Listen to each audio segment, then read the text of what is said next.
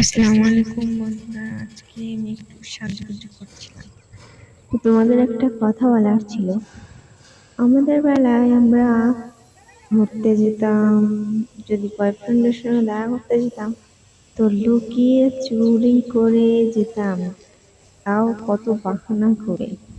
আর এখনকার মেয়েরা কি করে, ইউটিউবের চক্করে বয়ফ্রেন্ডকে নিয়ে এই দীঘা যাচ্ছে, পুরী যাচ্ছে, এই এখানে ওখানে কি করছে। ওদের বাবা মা তো কিছু বলেই না, উল্টো ওদের আশকারা দিয়ে রেখেছে যে হ্যাঁ তুমি করো, তোমার যা ইচ্ছা করো, ইউটিউব থেকে টাকা তো আসছে।